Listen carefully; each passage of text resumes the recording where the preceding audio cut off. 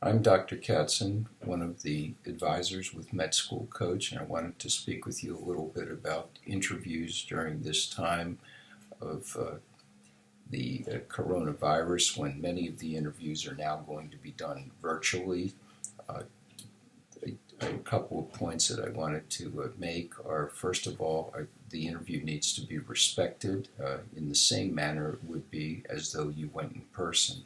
As always, when you go for an interview, or in this case, if you're doing a virtual interview, you should dress appropriately. For men, I recommend a sport coat and tie, or for women, dress conservatively. When you leave, we shouldn't think about or remember what you're wearing. In other words, dress conservatively. If you were in person in an interview, you should come in, shake hands, and introduce yourself with your first and last name. I think it's appropriate to make the gesture, even in a video interview, just something even to say, if I were here, I would be shaking your hand. I think it's very important to utilize both your first and last name, because if you only give your first name, you're automatically putting yourself on a lower level. You have earned the opportunity to come for the interview, treated in a mature and professional fashion.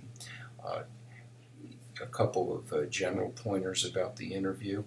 I would still be very forthwith in terms of suggesting or rather responding to questions such as, tell me about yourself and why do you want to be a physician. In terms of tell me about yourself, the first thing is, I really didn't ask, why do you want to be a doctor? So answer that question. I'm giving you an opportunity to make yourself interesting. Let me know things about your family, your background, your education, any research, any volunteering, any fun things you do, hobbies. Do you read? Are you an athlete? Are you a musician? At another point of the interview, or you might be asked, why do you want to be a physician? I know all of you want to help people. Maybe you're interested in science, solving difficult problems, puzzles, etc. But so are physician's assistants and nurse practitioners. I would not emphasize that you're smarter than or better than PAs or nurse practitioners, because we're not. We're all members of the healthcare team. But maybe you would want to stress something to the effect that you want to lead the team of healthcare professionals. You want to be the one that can work or make decisions in an autonomous fashion. A couple of other points that I would make are, during the course of the interview, you want to have good eye contact, good body language. You don't want to be slumped. You don't want to be looking around as though you're thinking of answers. You want to be prepared and continue to maintain, as much as possible, direct contact with the person who is conducting the video interview with you. At the beginning and at the end of the interview, you should thank the person who took the time to interview you. All of us who do interviews do it voluntarily. Nobody gets paid. So I think it's a common courtesy to thank people for taking the time to interview you.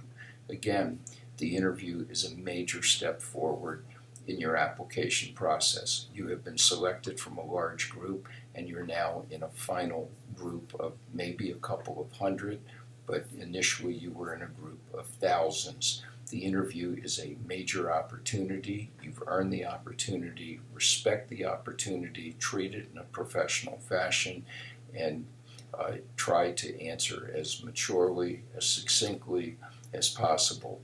If you're able to interact with the interviewer about something that they're interested in, whether it be athletics, whether it be art, music, literature, send them a thank you note afterwards, and as a reminder of who you are, let them know, I enjoyed speaking with you about whatever it was you interacted about.